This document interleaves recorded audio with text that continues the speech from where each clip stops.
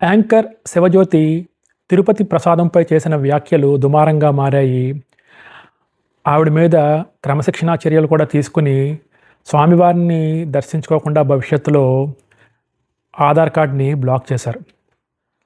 అయితే ఈ విషయంలో మనం సరదాగా మాట్లాడుకుందాం. కలియుగ ప్రత్యక్ష దైవం వెంకటేశ్వర స్వామి ముందు అందరూ కూడా బిచ్చగాళ్లే. ఆయన ఒక్కడు మాత్రమే సంపన్నుడు. అయితే ఈ బిచ్చగాళ్ళలో కొంతమంది రిచెస్ట్ బిచ్చగాళ్ళు కూడా ఉన్నారు. ఒక బిచ్చగాడు స్వామివారికి వజ్రాల కిరీటాన్ని సమర్పించి దేశంలో ఉన్న మైన్స్ అన్నీ నా దగ్గరే ఉండాలి, నాకు మీద ఎలాంటి కేసులు రాకూడదని అడుక్కుంటాడు. ఇంకొక బిచ్చగాడు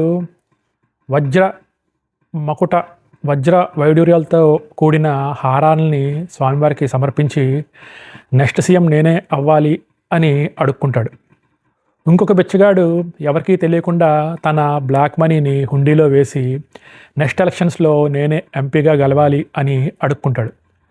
ఇంకొక బిచ్చగాడు తన రిలీజ్ కాబోయే సినిమా సూపర్ హిట్ కావాలని ఆ స్వామికి లంచం ఇచ్చి అడుక్కుంటాడు. మనం అందరం బిచ్చగాళ్ళమే, కానీ వీళ్ళు రిచెస్ట్ బిచ్చగాళ్ళు అన్నమాట, శివజ్యోతి చెప్పినట్టు. ఈ కామెడీ అంతా ఒక సైడ్ పెడితే శివజ్యోతి మీద యాక్షన్ తీసుకున్నారు. అది చాలా ఆహ్వాదించదగ్గ విషయం. అయితే దీనికన్నా ఘోరాలు తిరుపతి కొండపైన చాలా జరుగుతున్నాయి. మనం తరచుగా వింటూ ఉంటాం, తిరుపతి వసతి గృహాల్లో మద్యం మాంసం సేవనం అని.